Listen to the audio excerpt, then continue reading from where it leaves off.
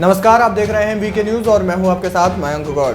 BJP ने 5 list अपने उम्मीदवारों की जारी कर दी है। यानी अब तक बीजेपी ने करीब 402 उम्मीदवारों के नाम घोषित कर दिए हैं। माना जा रहा है कि इस बार बीजेपी करीब 436 सीटों पर अकेली चुनाव लड़ सकती है। बाकी अन्य सीटों पर गठबंधन दलों के साथ में चुनाव लड़ेगी। वहीं अगर इंडिया अलायंस की बात करें तो इंडिया अलायंस में कांग्रेस लगभग 370 सीटों पर चुनाव लड़ सकती है।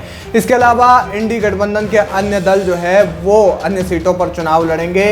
देश में लोकसभा सीटों के बाद जिस तरीके से दोनों गठबंधनों में सीट शेयरिंग का फॉर्मूला हुआ है, उसमें से लगभग जो एनडीए का गठबंधन दल है, यानी कि भाजपा के नेतृत्व वाले गठबंधन दल की अगर हम बात करें तो वो गठबंधन दल थोड़ा अपने आप में ज्यादा स्थिर नजर आता है बजाय इंडी गठबंधन के। बीजेपी ने अब तक 5वीं लिस्ट जारी कर दी है, जिसमें कि लगभग 402 उम्मीदवारों को टिकट मिल चुके हैं। वहीं 3 सांसदों ने अपने 3 जो प्रत्याशी हैं उन्होंने अपने नाम वापस लिए थे, जिसमें से कि पहली लिस्ट में जो पवन सिंह थे उनका भी एक नाम था। उसके अलावा गुजरात सीट पर नाम वापस लिया गया। गुजरात से 2 सांसदों ने मना कर दिया था और ऐसे में यानी कि 399 उम्मीदवारों ने अपने चुनाव प्रचार की तैयारी जो है शुरू कर दी है और वो अपने चुनाव प्रचार में पूरी सूझबूझ के साथ में लगे हुए हैं और पूरे जोशो खरोश के साथ में लगे हुए हैं।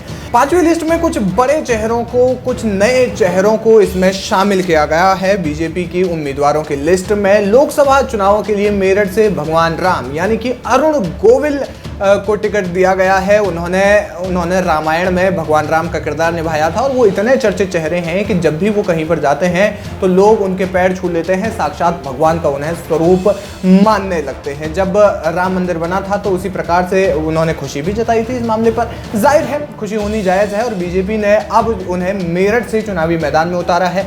वहीं इस लिस्ट से कई उम्मीदवारों के नाम, कई जो मौजूदा सांसद हैं उनके टिकट कट गए हैं। वहीं बीजेपी ने इस लिस्ट में एक सीट पर नाम घोषित करके सबको चौंका दिया है। पश्चिम बंगाल की बशीरहाट लोकसभा सीट पर बीजेपी ने रेखा पात्रा को टिकट दिया है और माना जा रहा है कि बीजेपी ने इससे बड़ा दांव खेला है। संदेश खाली जो इलाका है वो इसी बशीरहाट सीट के अंतर्गत आता है और यही संदेश खाली का जो मामला है वो पिछले दिनों खूब सुर्खियों में आया था और खूब हंगामा जो है इस पर बरपा हुआ था। रेखा पात्रा टीएमसी नेता शाहजहां शेख की करतूतों को सामने लाने वाली महिलाओं में से एक है।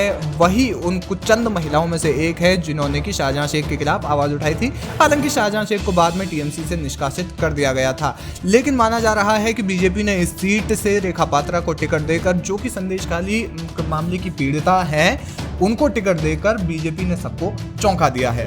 कयास लगाए जा रहे थे कि पीलीभीत से वरुण गांधी का टिकट कट सकता है, वही हुआ, वरुण गांधी का टिकट कट गया। हालांकि मेनका गांधी को सुल्तानपुर से टिकट दिया गया है। वहीं अपने विवादित बयानों के कारण अक्सर चर्चाओं में रहने वाले स्वामी प्रसाद मौर्य की बेटी संघमित्रा मौर्य का भी टिकट बदायूं से कट गया है। संभवतः इसके पीछे कारण है उनके पिता की हिंदुओं के प्रति अनर्गल बयानबाजी। जाहिर है कि बीजेपी जो अपनी जब भी उम्मीदवार घोषित करती है तो उसमें विवादित चेहरों को अक्सर दूर रखती है या फिर ऐसे चेहरों को दूर रखती है जिनका विवादों से कई बार नाता रहा हो। जैसे कि हमने देखा कि दिल्ली में जब उम्मीदवारों की लिस्ट घोषित हुई तो उसमें सिर्फ मनोज तिवारी को छोड़ करके लगभग सभी सांसदों के टिकट जो है वो काट दिए गए थे, जिसमें से कि रमेश बिधूड़ी भी एक थे।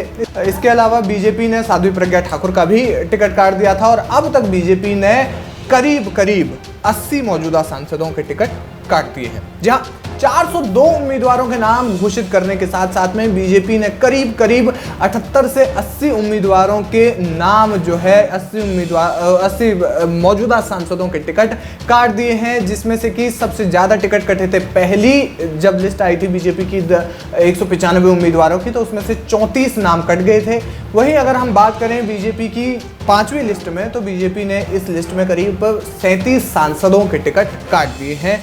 अब तक पहली से लेकर के 5वीं लिस्ट में बीजेपी ने करीब 80 मौजूदा सांसदों के टिकट काटे हैं। किसी भी पार्टी द्वारा सबसे ज्यादा सांसदों के टिकट अगर काटे गए हैं तो वर्तमान में फिलहाल बीजेपी ही दिखती है। इनमें विवादित चेहरों को तो हटाया ही गया है, साथ ही साथ कुछ ऐसे चेहरों को भी हटाया गया, कुछ ऐसे सांसदों को भी हटाया गया जिनका कि ट्रैक रिकॉर्ड बहुत अच्छा नहीं था। इसके अलावा जैसे कि और वहीं कुछ सेलिब्रिटीज को भी टिकट दिया गया है, जैसे कि कंगना रनौत को मंडी से टिकट दिया गया है, अरुण गोविल को मेरठ से टिकट दिया गया है। इसके अलावा करनाल से जैसे कि पूर्व मुख्यमंत्री हरियाणा के, उनको टिकट दिया गया है मनोहर लाल खट्टर को। तो ऐसे में कई जो उम्मीदवारों के जो नाम हैं वो घोषित किए गए हैं और अब बीजेपी की संभवतः ये जो 6वीं सूची आएगी, इसके बाद वो संभवतः आखिरी सूची हो सकती है, क्योंकि कयास लगाए जा रहे हैं कि बीजेपी करीब 436 सीटों पर इस बार चुनाव लड़ेगी। ऐसे में देखना ये होगा कि बीजेपी किन किन सांसदों का और टिकट काटती है और किन किन सांसदों को, किन किन मौजूदा नए चेहरों को टिकट मिलता है, ये देखना अहम है। हालांकि अनुपम खेर का भी कई बार नाम सामने आया है, लेकिन अनुपम खेर ने खुद को राजनीति से हमेशा अलग ही किया है। तो क्या कुछ कहना चाहते हैं बीजेपी की इस लिस्ट पर, और अरुण गोविल के नाम आने से आप कितना खुश हैं, ये खास तौर पर हमें कमेंट सेक्शन में जाकर जरूर बताएं। वीके न्यूज, राष्ट्र के नाम।